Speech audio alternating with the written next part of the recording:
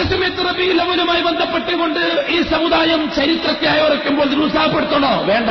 എന്തുകൊണ്ട് വേണ്ട? റബീഉൽ അവ്വൽ മാസം അഷ്റഫുൽ ഖൽഖിന്റെ വ്യക്തിത്വവുമായി ബന്ധപ്പെട്ട മാസമാണ്. അതുകൊണ്ട് ഹബീബായ തങ്ങളെ സംബന്ധിച്ച് പഠിക്കാനും മനസ്സിലാക്കാനും റബീഉൽ അവ്വലിനെ ഒരു സമയം മാത്രമായി അംഗീകരിക്കുമ്പോൾ അതിന് ശരീഅത്തിന്റെ ഹുക്കുമുകളുമായിട്ട് ബന്ധപ്പെടുത്തേണ്ടതില്ല. എന്തുകൊണ്ട്? അല്ലാഹു സുബ്ഹാനഹു വ തആല ഇസ്ലാമിനെ മനസ്സിലാക്കി തരാൻ ഉപയോഗിച്ചൊരു മീഡിയ താരീഖ്,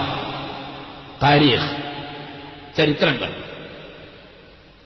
റസൂലുള്ളാഹി തങ്ങളുടെ പൂർവികന്മാരായ അമ്പിയാക്കളെ ചരിത്രം കൊടുക്കായിരുന്നു സഹാബാക്കൾക്ക് മത്സരിച്ചിട്ട്.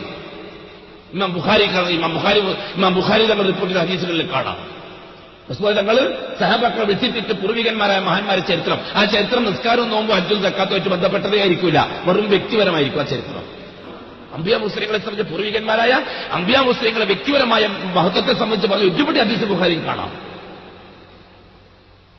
ഇത് താരീഖാണ്. അല്ലാഹു സുബ്ഹാനഹു വ തആല ദീനുൽ ഇസ്ലാമിനെ മനസ്സിലാക്കി കൊടുക്കാൻ ഉപയോഗിച്ചൊരു മീഡിയ താരീഖാണ്.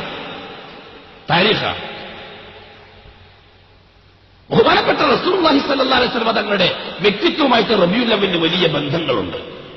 അഷ്റഫുൽ ഖൽഖിന്റെ വ്യക്തിത്വം വിശദീകരിക്കാനും നബി തങ്ങളുടെ ബാല്യകാല ചരിത്രങ്ങളും മറ്റും വിശദീകരിക്കാനും പറ്റിയത് റബീഉൽ അവ്വൽ മാസമാണ്. എന്തുകൊണ്ട്?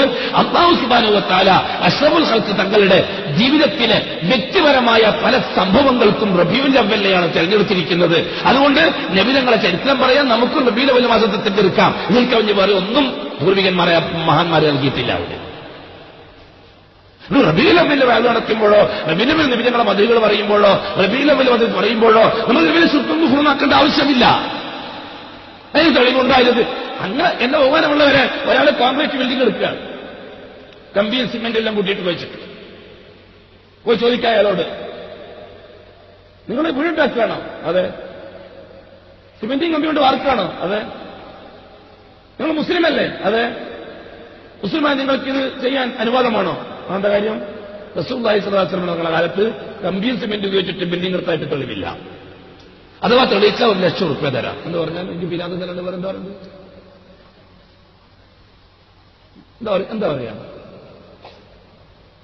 എന്റെ ബഹുമാനം സാന്ദർഭികമായിട്ട് ഒരു കാര്യത്തിന് വേണ്ടി ജായിസായ ഒരു കാര്യം ചെയ്യുന്നു, അത്രയേ ഉള്ളൂ. റബീഉൽ അവ്വൽ മാസത്തിൽ തന്നെ പറയില്ലേ, എല്ലാം ഉൾട്ടയാക്കിയിട്ട് ഉമ്മത്തിനെ പോയപ്പോൾ നരകത്തിലേക്കായിട്ടും ചെയ്യണ്ട, അത്രയേ ഉള്ളൂ ഈ വിഷയം.